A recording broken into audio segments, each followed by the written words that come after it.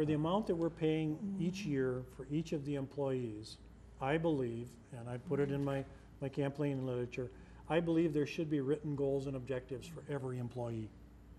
I managed my sales organization that way. Every Monday we had a sales meeting. Every Monday they gave me their goals for the week. Every Monday I reviewed their goals from last week. Every Monday we made progress. And you know, you don't get better if you don't know where you're going. You don't get better if you don't have goals and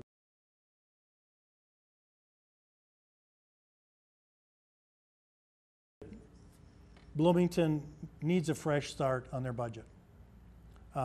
They've attempted zero-based budgeting a couple of times. Last year they attempted it, and it kind of got lost in the process. And they, in September of last year, I did a presentation to the city council, and I said, here's the way you can take 10% out of the budget. You can take $5 million out of this deal right now.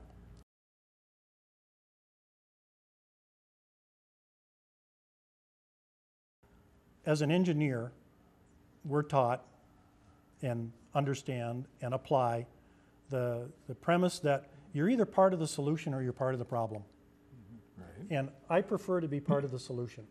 That's what engineering is about. You want to be part of the solution 51% of the time, so you're making progress. The difference between a winner and a loser is 1%. So I prefer to be part of the solution.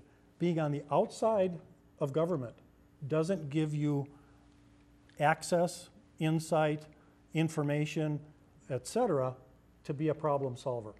So you really can't offer a solution other than you can offer the solution and they can choose to listen or not.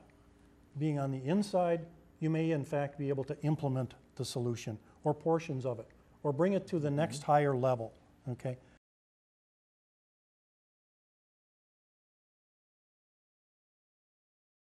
I think we've gotten to the place in our democratic society or republic that in fact the establishment perpetuates both its influence, its errors, etc., because of longevity.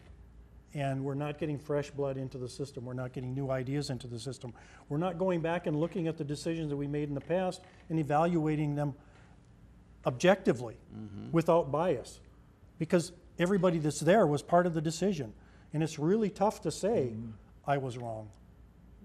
I really did the wrong. Well, many times it's hard to see your own mistakes. Yep, you know.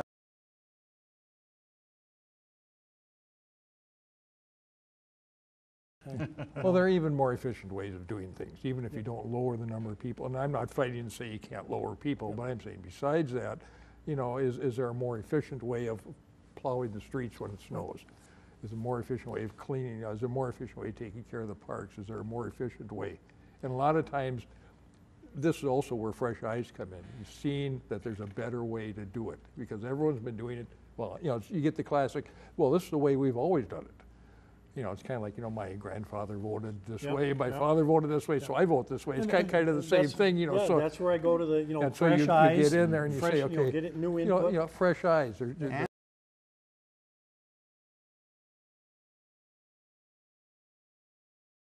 know, I really appreciate the opportunity to sit down with you guys. Yes, and I enjoy talking to you. You know, now you got to tell me, what's your middle name?